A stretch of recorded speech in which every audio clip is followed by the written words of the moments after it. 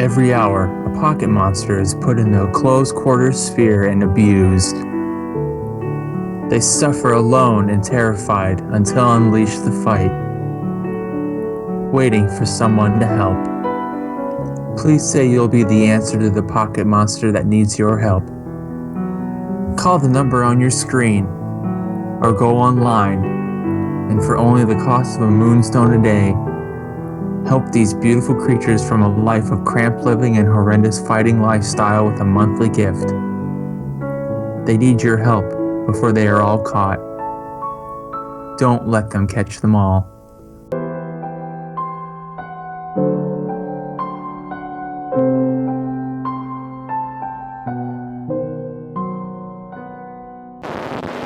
I want you to get me fresh beer. You serious?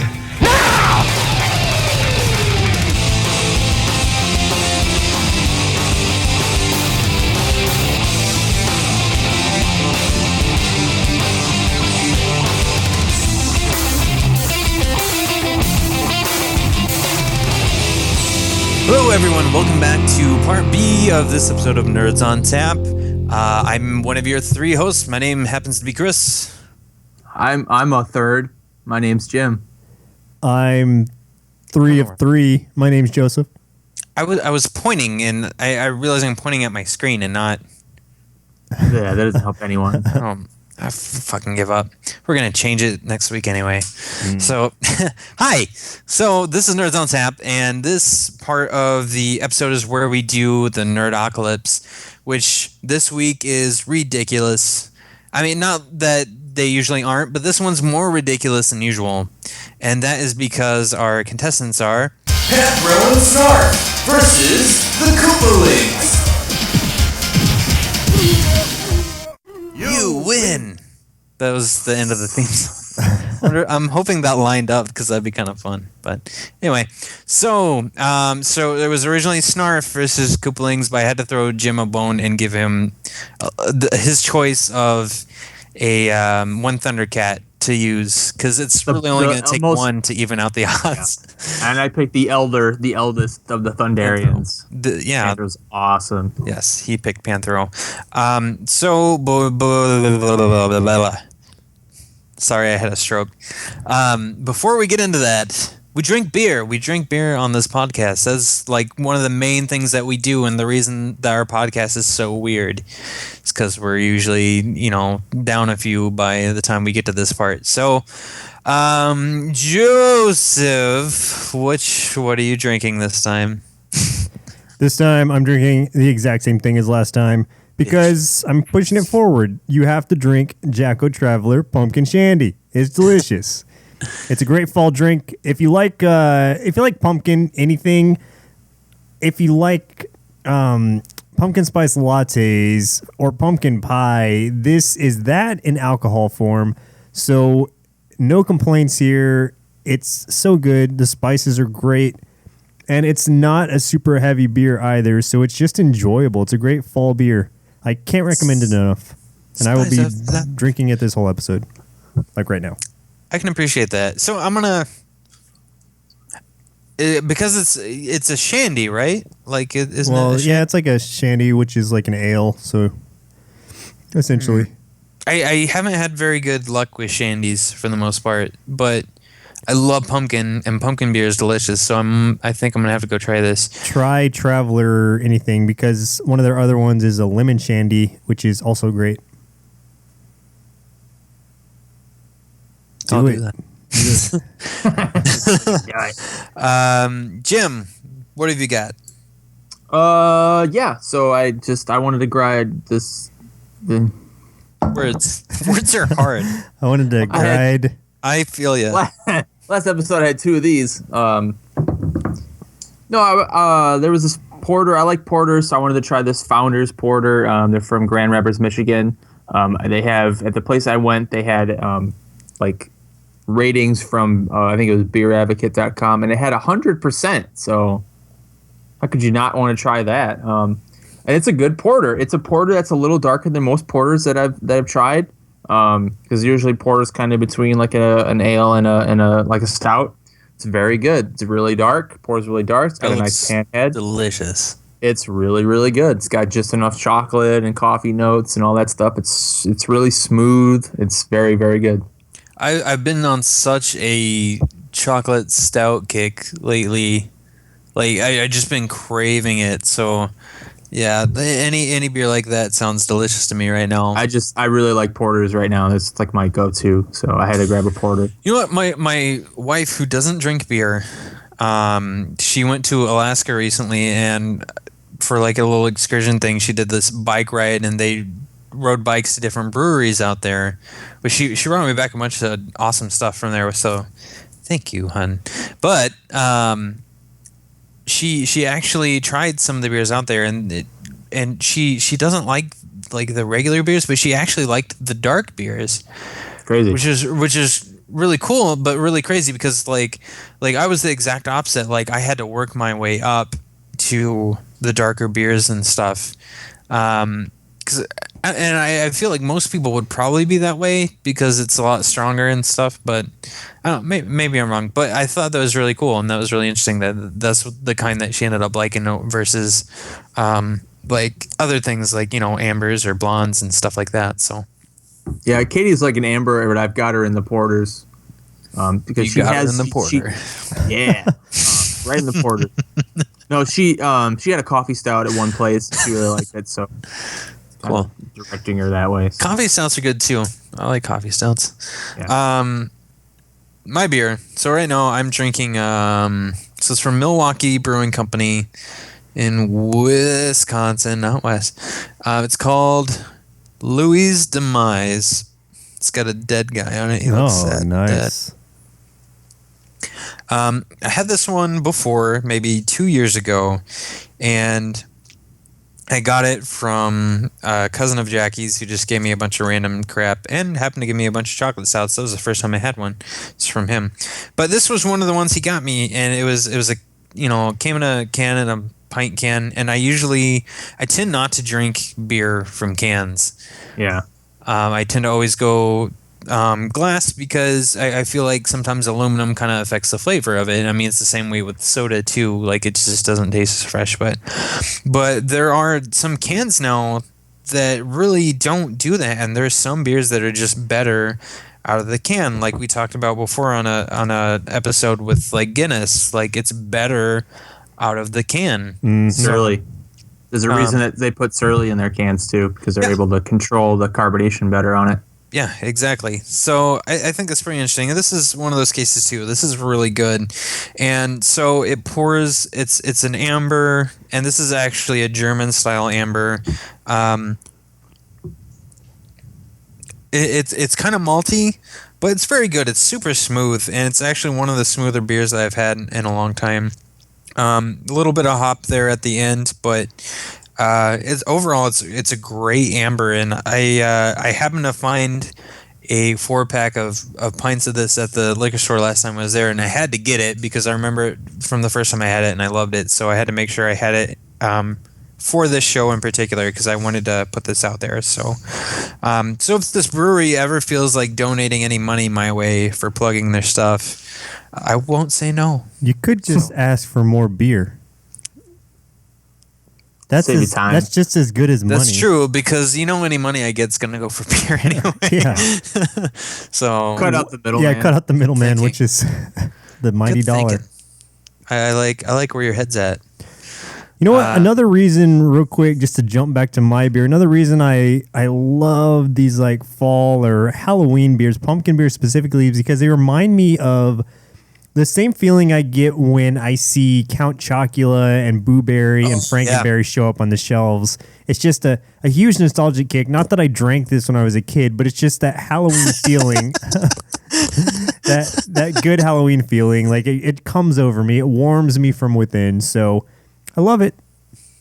Not the only Back thing. to you.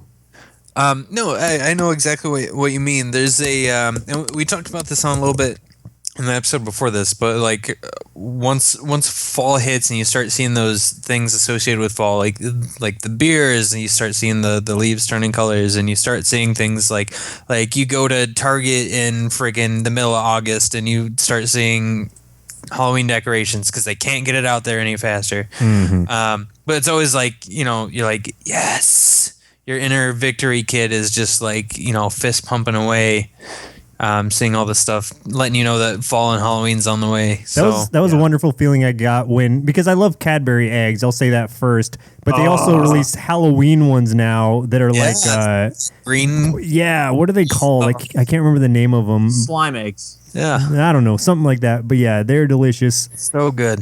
Oh, they're just Cadbury eggs, but they're Halloween themed, so it makes them better. I mean, it's chocolate wrap diabetes, but it's delicious. I don't give a shit about Easter, but like I love Cadbury eggs. Oh, It's yeah. kind of around my birthday, so that's always a treat for me.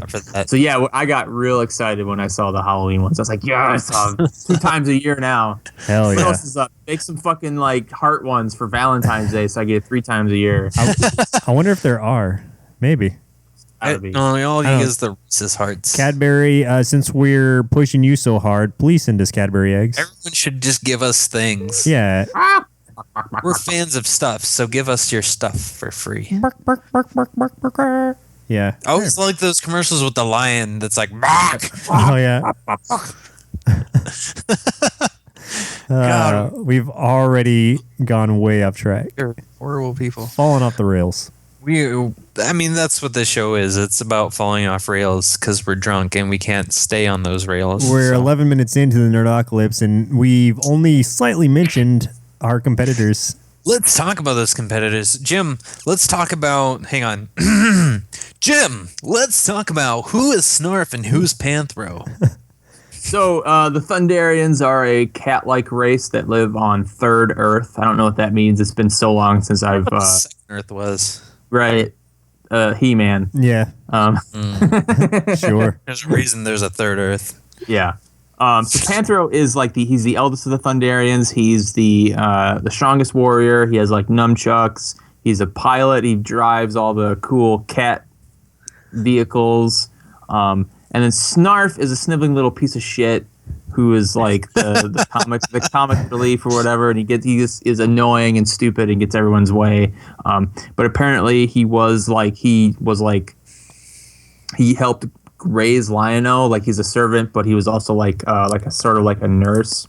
They were kind of like a race, right? So Snarf is like a nursemaid. I think his race is even Snarf, but they just call him Snarf. It'd be like if we just refer to each other as white. Yeah, he's an elder Snarf, and his actual name is Osbert, but he fucking hates his name. Osbert. So he goes by Snarf. Is that a fact, or are you just making this shit up? No, that's Oh wow, for real. I never knew. Yeah. When you first said that Panthro was the eldest of the Thundercats, for a split second I thought you said the Elvis of the Thundercats. The Elvis, he's also the blackest. My shit over here, like trying not to laugh into the microphone, and then I realized what you said.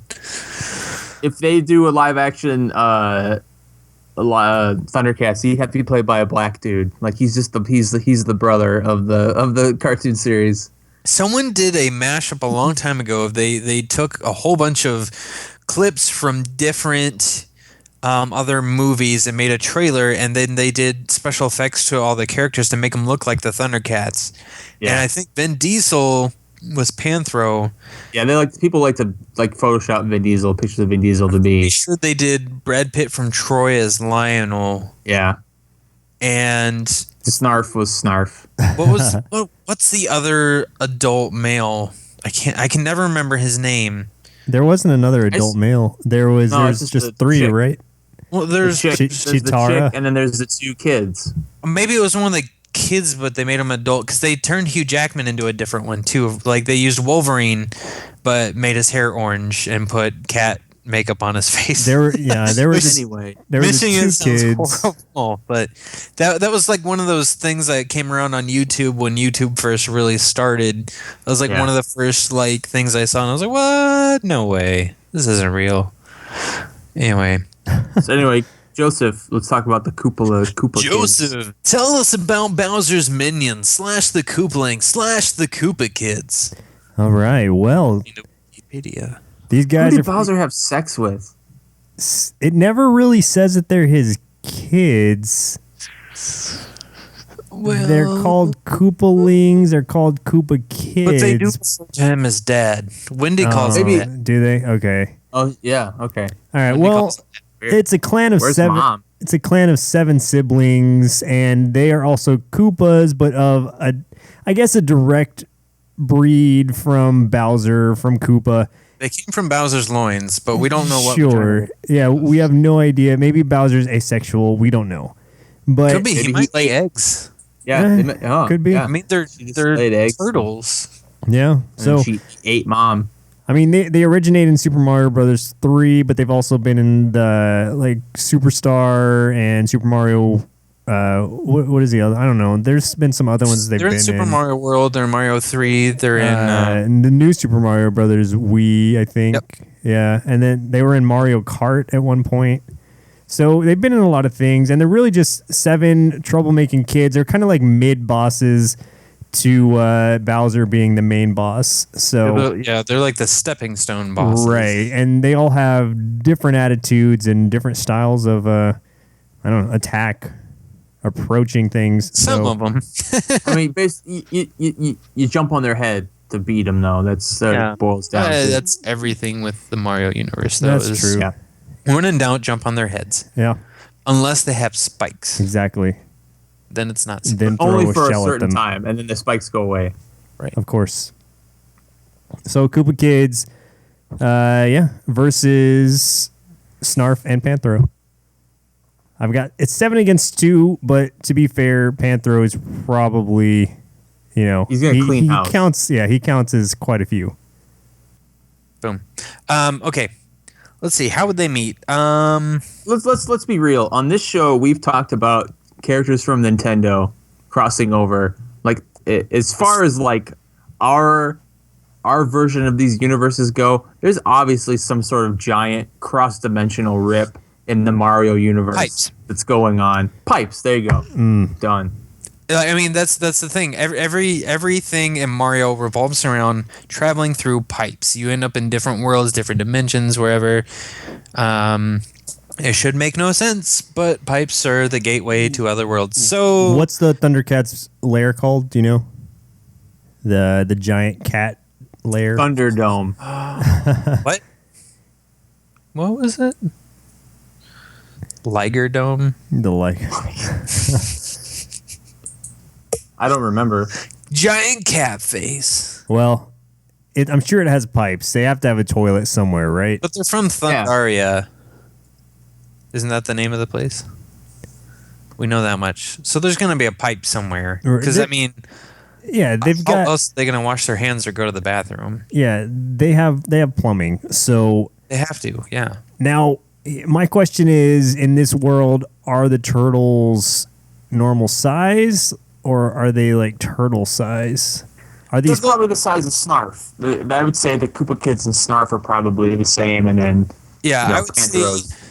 if Snarf stood on his hind legs up in the air, that would be about the height as the Koopa Kids. Maybe Morton and Roy might be a little taller than that. Oh, because of the hair. But well, I mean, they're physically bigger. Than Yeah, the they're other. just kind of the bulky ones. They're Morton the especially tanks. is taller than all the others. But yeah, I would say that they're essentially Snarf's height, a little bigger. Some of them are a little smaller. Okay. But it's All right, percent. well, that's fair enough. That makes sense. Okay, so Koopa Kids come in and just start causing trouble. These guys are just chaos incarnate. They don't really have rhyme or reason to why they're doing what they're doing, but they just start to wreak havoc inside the Thundercats base. There you go. Maybe they're like trying to impress their dad, Bowser. Could be, but they're being led by Wendy, who is the only girl of the group, but she's also kind of the de facto She's kind of the boss. brain. Yeah, she's the brains. She's got attitude. So I have a quick question for Joseph or Jim, in case you know this too. So out of the Koopalings, when we look at the list of them, I know there's a Bowser Jr., but he's not listed there. Is Bowser Jr. supposed to be actual Bowser as a child, or is it supposed to be one of the Koopalings just with a different name, or is it a Koopaling that's not with that group? My assumption is that it's Bowser as a child in the same way that Baby Mario, Baby Luigi, and Baby Peach are. Okay. See, I wasn't sure about that because, but wait, isn't Bowser Jr. in? Is it? Which one is it? No, he's Bowser's son. Bowser Jr. I was gonna say because it wasn't. Was it in Bowser's Mario Sunshine that Yeah. Bowser Jr. Persevered. thought Bowser was his dad and Peach was his mom? Okay, so Bowser just procreating a lot is I want. what's going so on. I don't know where he fits in with the siblings. So that's weird. I don't know. He's not one of the Koopalings, though. He's not one of the main tribe, the 7. Right. He might be like the half brother that they don't hang out with because they're not sure if Peach was the mom, and that might be weird, and they don't want to accept that. Maybe. All right, carry on. Carry on, sirs. So chaos is being caused, led by Wendy Koopa. Roy Koopa's in there because he's a tough guy. You know, real men wear pink. He's the one with the pink glasses, the pink sunglasses, and he's a tough guy. He's the one who's just like, he's the bully. If you were to encounter Snarf, then he would automatically pick on him for his just because he's Snarf. Yeah. Here's the thing though with Snarf, he's also, like I said, he raised he's like the nurse mother for Lionel. So he knows how to deal with a bunch of kids. So he's gonna see basically all these kids come down. He's gonna be like he's like, okay, I'm gonna be the nanny. Hey, don't do that, don't do this, and he's gonna try to be like the mother that tries to get him to settle down right away. You know, he's gonna have that mother instinct. Him doing that though is just gonna make these Koopa kids want to do even worse shit. Yeah, especially like some of them, like Morton or Roy or something like that. Roy, yeah, Roy's gonna pull out his fucking. Yeah, they don't even listen to their own father really. So what's gonna make them listen to Snarf from a different dimension? They don't even know what he is. A cat thing. Yeah. It's like a cat turtle. I don't know what Snarf is. He's a Snarf. They built the lair and everything. They're just. But yeah, it'd be like if you called like Chris White. Hey, what's up, White? Right, exactly. Or in my case, they would call me not sure if you're white. So right. So what, Joseph? Yeah, what's up? I was gonna say. So you said that Wendy would pretty much be leading them. Roy would be causing the most trouble for Snarf right off the bat. That's if he's even encountered Snarf yet. I mean, okay. So in this, where we're at right now, Snarf is trying to be the nursemaid, trying to be the mother, and just get things under control. Because they're not in there to necessarily, hurt anybody. They're just causing trouble because they're kids and they're essentially in a new like environment. Yeah. Yeah, they're just trying to mess things up because they can. And then in walks Panthro. Now, the one thing about Panthro is he is the wisest of them, but there's one thing that could set off his temper was Snarf's bullshit. Like, if Snarf was snarfing too much, he'd be like, what the Snarf? Fucking stop this shit. And he would just go ballistic. So I can only imagine if Panthro, he's in the back and he hears this commotion. He has to put on his cat pants and he comes up and he's like, what the shit is going on in this room? And then lose it. And Panthro's also, he's going to be very large in comparison to anything the Koopa kids have ever seen because he's larger than Bowser, at least height-wise. He'll be taller, for sure. A big guy. Yeah. So, I don't. Okay, so they'd be intimidated at first, but then somebody's going to just step out of line. I'm going to say Lemmy, the little one is because he's dumb. He's not a smart kid, so he just starts throwing shit around. He's got a ball all the time. He looks at him for a second, has the ball in his hand, and then just whoosh, throws it up against the screen or something just for the hell of it, just to break the silence. Yeah. I like it. Yeah, Lemmy's he's one of those characters that I just picture as not really having much of a personality. They're pure just mischievous instinct. You know, they don't Yeah. think about things. They He's don't just- think about consequence or reactions. They just do. He just looks crazy. I mean, he's got like the multicolored hair. His eyes are going different directions. He just looks like Exactly. he just looks loony. He's like Roger Rabbit of the Koopalings. Yeah. Looking at the Koopa kids, they're definitely been homeschooled. Like you got like the Magic Cooper or whatever, like trying to teach them stuff. it's like the like North Korea style like brainwashing stuff where it's like your bread is the best, you know. Bowser's the only way, and they learn like this like a revisionist history of things, and they're really awkward and weird. They do all have wands as well. Not that they all use magic, but they're there in case they need them. So obviously the Magic Koopa has taught them something. Yeah.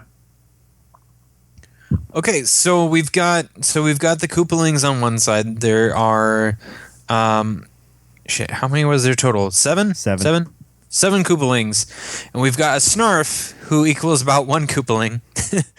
Even that. And we've got Panthro, though, who is a force to be reckoned with. So my question is, some of the Koopa kids at least, I mean, I don't know how many are proficient in magic. We know some are, but some of them at least have magic on their side. Right. What do Snarf and Panthro bring to the table as far as that? If they were encountering magic, what do they have to combat magic? Snarf, even though he's not a fighter, he is very agile. He's able to get out of situations pretty easily. Like he can jump, and I mean he's like an agile cat. I mean, and Panthro's just tough, so he's gonna take some hits and then keep coming if he has to. Would he punch a kid in the face? That's a good question. I mean, That's something we'd have to figure out. Is okay. So like, if Panthro and Snarf are faced with this thing of how do we stop these seven, essentially their children, but they're children with a lot of power. How far do they go? Like, what would they do? What line do they cross? What would they not cross? I think it would matter how much damage the Koopa kids do. I think if it gets to a point where they're destroying their base, yeah, Panthro's gonna punch a little turtle kid in the face. I don't think he would do that, honestly. I think he might try to use his whip to maybe set off encase them in some way, get some kind of cage around them, or just repel them. I don't think he would hit a child still. This is a kid's TV show we're talking about. I don't think it's going to happen.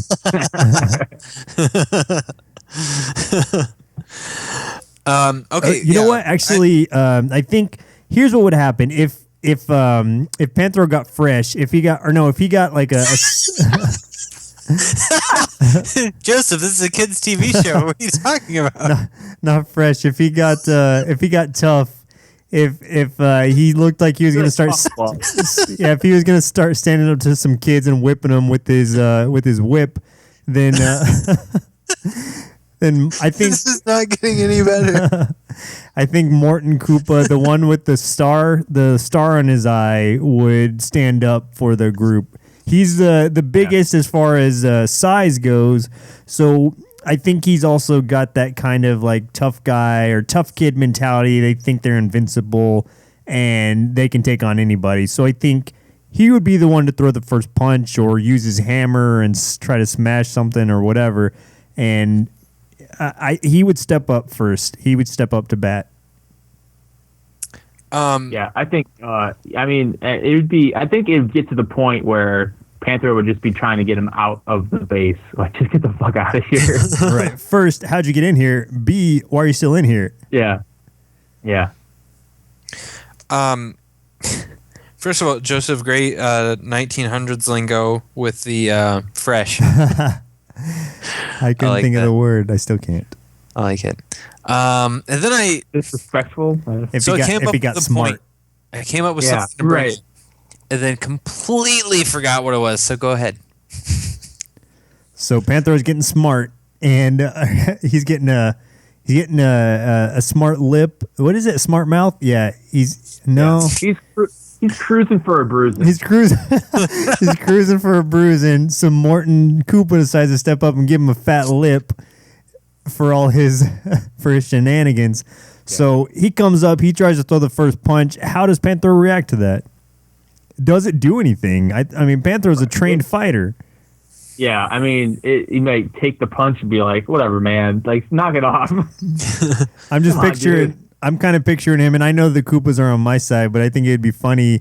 Like Morton throws the first punch, and Panthro doesn't even move, it doesn't phase him, and he just like backhands him and knocks him over. Joseph, I have a real quick question for you about Morton. Yeah. So he's got a star on his eye.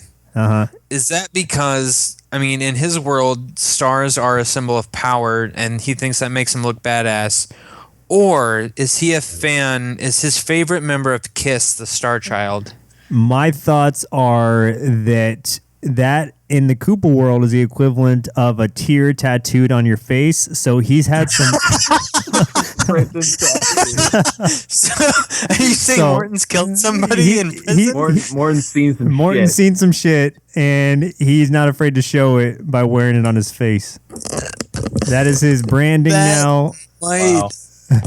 Aside from our Nintendo prank call episode, that might have been my loudest LOL on show. So thank you for that. I appreciate that. No, he's a Koopa tough kids guy. have prison tattoos. It's a prison tattoo. He grew up fast, Like a Norton. Mushroom Kingdom dungeon tattoo. Morton's seen some shit. Yeah, I like dungeon it. tattoo. I like that. All right.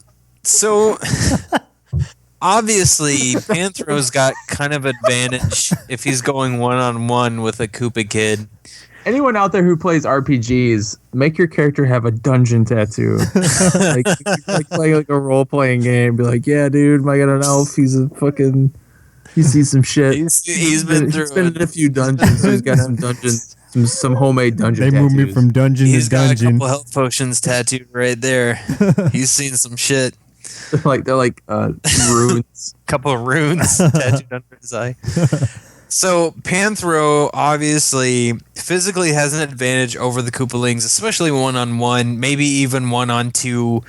Panthro still has an advantage because he's a big dude. He's muscular. Physically, yeah. He's strong. He is strong. He is a trained fighter, but Panthro isn't the most intelligent of the Thundercats, is he?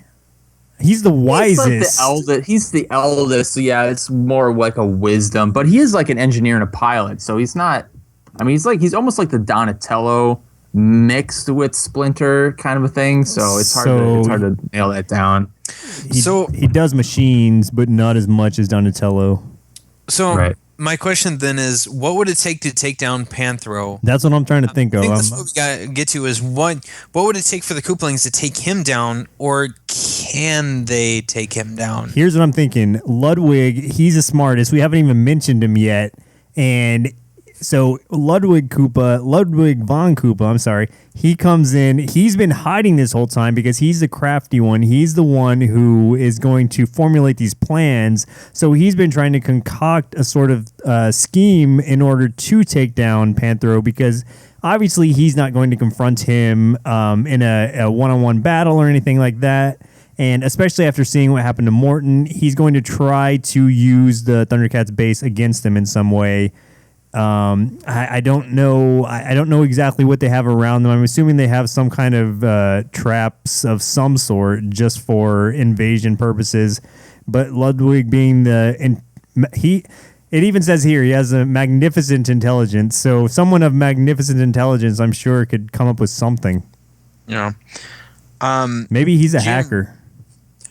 Does Snarf have a chance in hell against the Koopalings? I think he just would try to. He almost like hurting them. Like I think he'd be smart enough to like if Panthro gave him a signal, like he could get him to get somewhere to get trapped in something.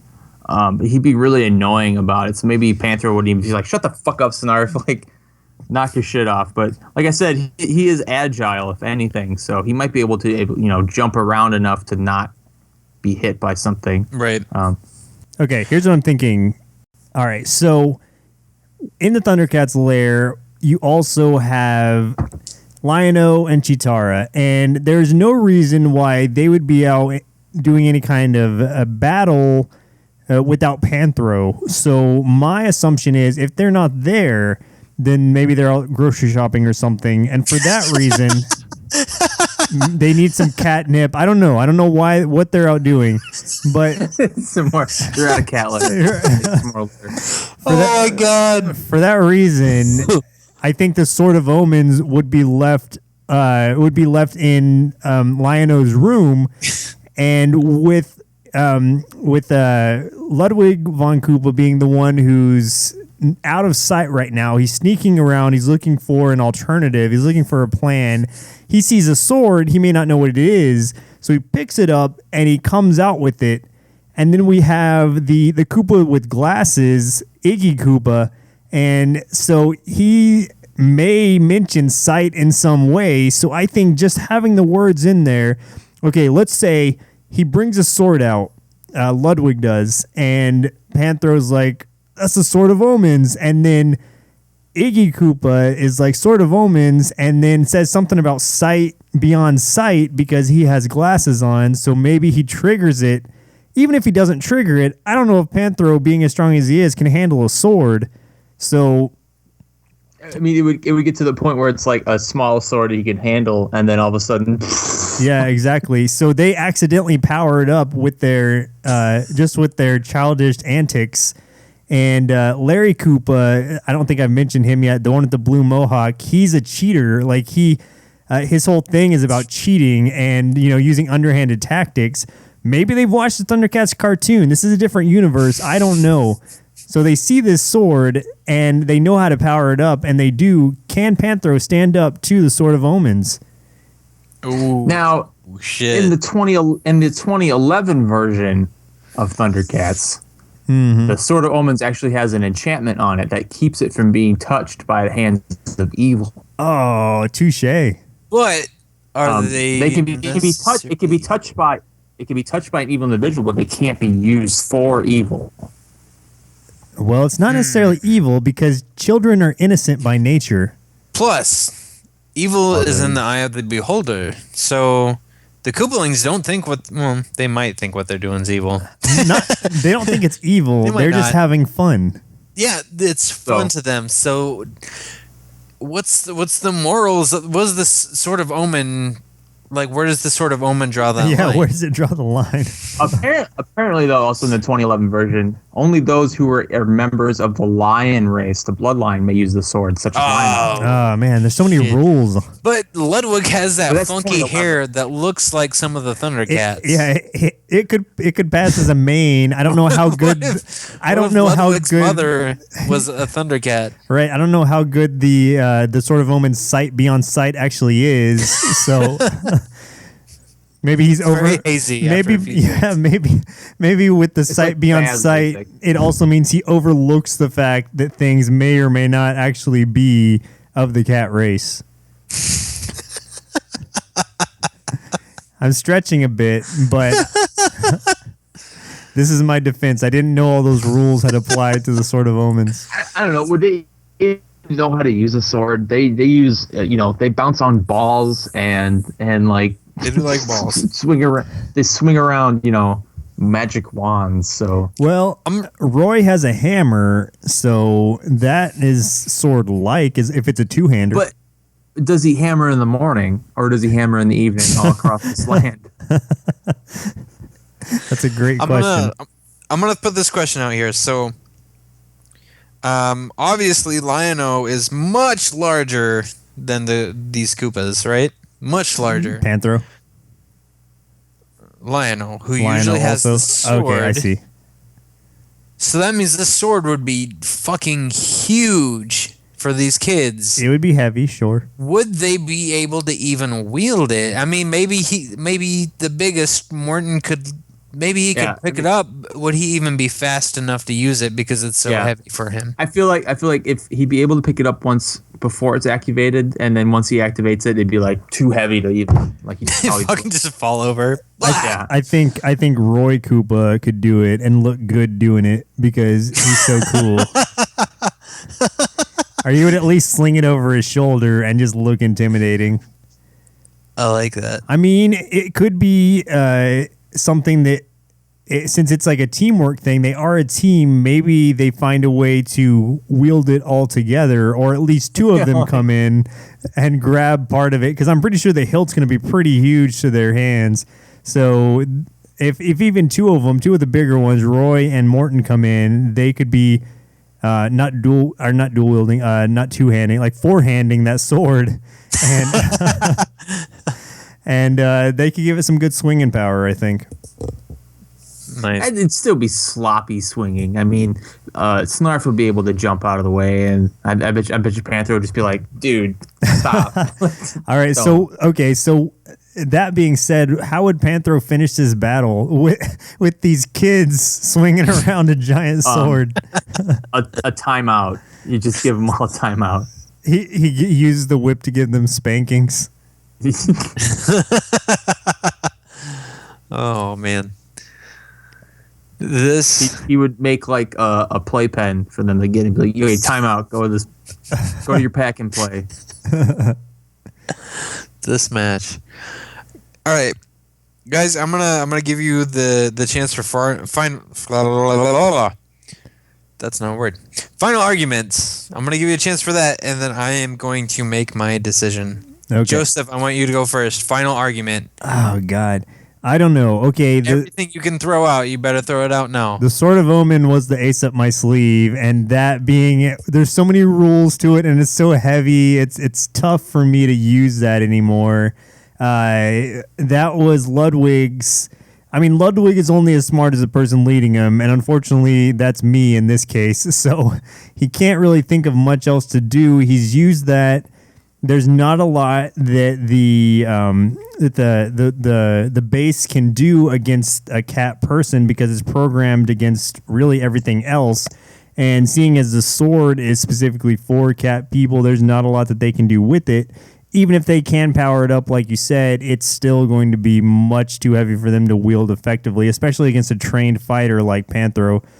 So there's not a lot that they can do except for, you know what? I'm going to have, let's say, what if Wendy just starts crying? She just starts bawling. How does Panthro handle tears? Yeah, he'd feel bad. Tears from a little girl. Come on. Yeah. He'd be like, "What do you need? Do you need you want some candy? Maybe catnip?" So I have this shiny ball on a line that you can play with. I think a stick and a string and a Freaking crinkly slips her some catnip that they got from the equivalent of a smoke shop in Pandaria is. So he's peddling drugs to children, and in that case, the cat police come in, the Thundarian police. Cat police. No, okay. So we'll take your first offer with the candy, and maybe that can subdue the children, but then they win because they got candy out of this, and they got to destroy some shit. That's my defense. Jim, final argument for Panthro and Snarf. Yeah, I mean that all sounds pretty good. I don't, like you said, Panthro's not going to smack a kid, and especially when he starts crying, he's going to feel bad. Oh, this poor little turtle girl showed up in my lair, didn't know where she was, and started lashing out and had a mood swing or whatever. He if anything, he'd probably just tell Snarf. He'd probably yell at Snarf for not taking care of the situation immediately. Like, come on, you're the fucking nurse mother or whatever. Why didn't you take care? You're the worst babysitter ever, Snarf. And then Snarf would be like, Snarf. That would totally be an episode of Thundercats. Snarf having to babysit a bunch of rowdy kids like that. A bunch of rowdy turtle kids. So Snarf would, snarf away, and then, yeah, I think Panthro would just make them all lunch. And like, you guys hungry? Like, what do you want to do? This sounds like a win-win situation for everybody. No harm has to be done, and everybody gets to eat. And we get candy at the end of it. Chris, okay, my final verdict. ruling is going to be very... My final ruling is going to be very different than anything we've had before. First, Joseph, I want to give you some credit because you did a lot more for the Koopalings than I thought you could. you made some good points, and I'm gonna look at it this way: if they were fighting, I don't think Snarf has much of a chance. I think, like I said, he's not a fighter. I think Snarf could protect himself from 1 or 2. He couldn't protect himself from 7. He's got Panthro with him. That helps. Panthro could hold his own. That's it for the most part. But I mean, any adult, if there's 7 kids fighting 1 adult at the same time, that might be a problem. But since Snarf is there, I'm gonna rule that a couple from both sides survive and a couple don't. Survive? What is this? When did it turn into a bloodbath? I'm gonna say that this is more of an advancement because eventually we're going to throw everybody into like a bigger like bracket thing. Panthro is going to advance from the Thundercats. I'm thinking about The Thundercats. magical power. Wait, so like we're talking about cows, Thundercats. The Thundercats. Or just some dude with giant calves. That sounds like a workout video from the 90s. Yeah, Thundercats. You have to use the step-up machine to get thunder calves. You may use what's your face's Buns of Steel. I love Joan Jett's Thundercats. Snarf is not gonna advance because he wouldn't. Because Snarf is terrible. But on the Koopalings, I could see Ludwig. His hair indicates he might be some kind of relation to a Thundercat. He might. We don't know. We can't say. So he might be able to activate that sword. Can't swing it on his own. Roy would definitely help him swing a sword. And Wendy's over there crying, distracting the shit out of Panthro. I'm saying out of the Koopalings, Ludwig, Roy, and Wendy advance, and the others don't make it because they all died battling Snarf. They died?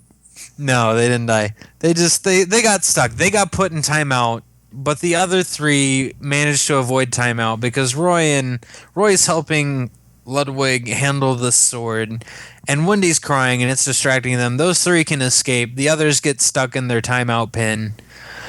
And Snarf is Snarf. He's not. No. Well, given Jim's description of everything, I like the way that he played it out at the end, where we all got to have a meal together. So since they're all advancing together, maybe they could have, with their advancement, they just team up together. So it would be Panthro and 3 of the Koopalings against whoever they advance against in the tree. I kind of like that idea. So Panthro is hanging out with he's occupied with Roy and Wendy and Ludwig. Snarf is with the rest of those little shits. Lemmy, Iggy, Morton, and the other one whose name I can't remember anymore. Larry. One of those. That's yeah. I'll go with that. I think that's fair. And I think it'll be fun for later. So, we're kind of dragging this one out. So let's get to our end here.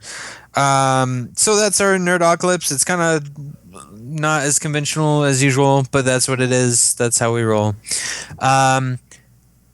Next week. You're going to see a very different Nerds on Tap. Because we got money. No, we didn't get any money. No one did. Absolutely not. Maybe we should start a Patreon or something so people can give us money. I agree Let with us that. know if you would give us money. Would you? Or buy us some beers. Someone suggested a beer for me. But did they offer to buy you this beer? Someone suggested a beer for us on Twitter, and they're from Florida, and that beer is now available outside of Florida and Georgia from what I can tell. So, dude, beer, I'll send you money. Dude, where's my beer? Anyway, so we've been doing a lot of behind the scenes work, and we partnered with a music artist, and we're gonna have like new music and stuff next episode. You can go to Bandcamp or YouTube and search for Slime Girls.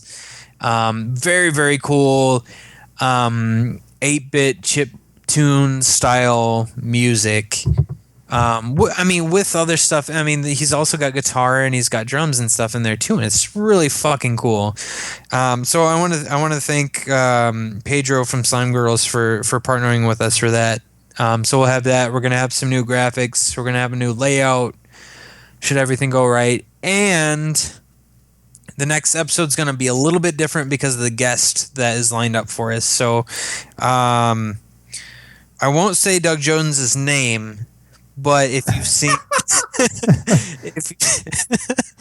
if you've seen Pan's Labyrinth, or if you've seen Hellboy 1 or 2, or if you've seen Buffy the Vampire Slayer Hush, the Hush episode from Buffy the Vampire Slayer, the best episode of that freaking show.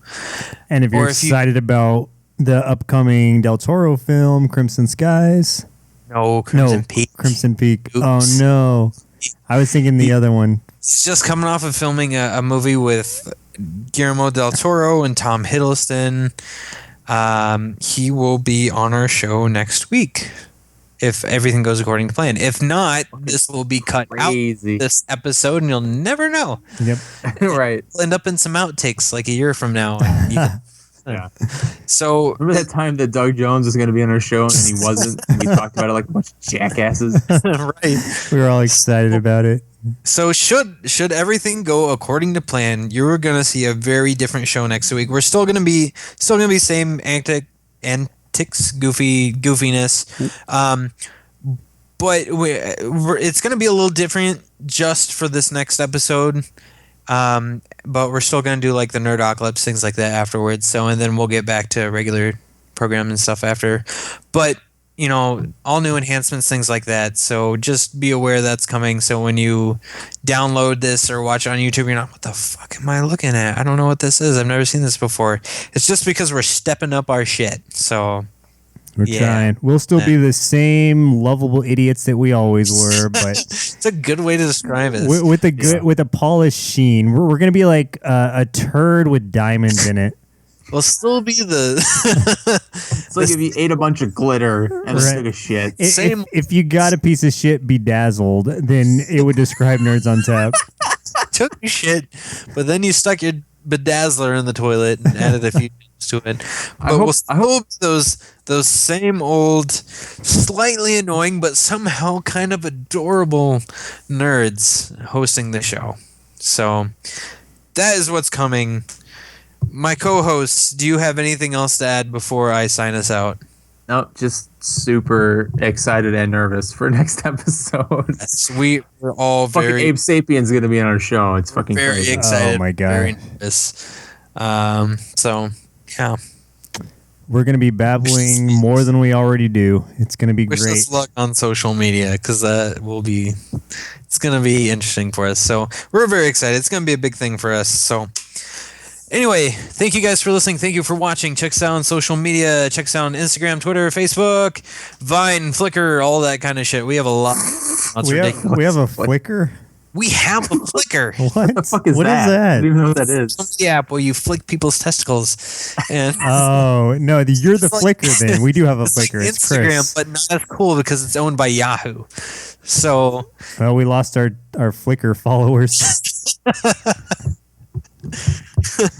and hopefully Joseph has a dub smash by now. If not, Flickr. if I not, didn't know what you were talking about. I had Flickr. Jones yell at Joseph for not doing a dub smash, and I'm gonna talk to Doug Jones about this. So Also, if you have any ideas for our show, please give them to us. We obviously need them. love ideas. Yeah. We love ideas because we don't have any. So and fan art. No, that- two fan arts now. Oh yeah, fan art would be awesome. For YouTube, bam! You just saw one of our fan arts, and wait!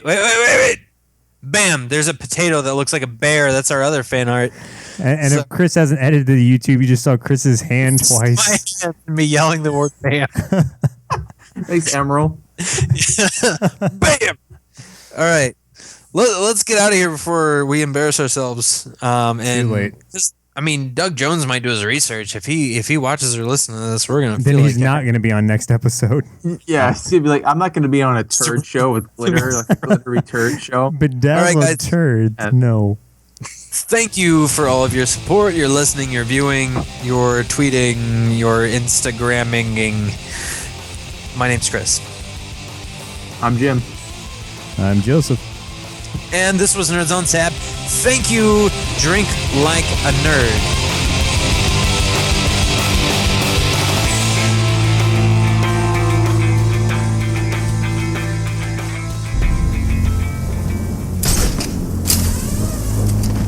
Alfred, I need information from the back computer. Ah, Master Bruce. How goes the raid on Arkham? I have these names, Chris, Jim, and Joseph. They call themselves Nerds on Tap. It says here, sir, that they can be found on Twitter at nerds_on_tap and on Facebook and iTunes. They even have a YouTube channel with all their episodes as well as other content. I'm watching it right now. It's nerdy, but quite good, sir. These three need to be brought to justice. I will rid Gotham of their nerdiness. I am vengeance. I am the night. I am the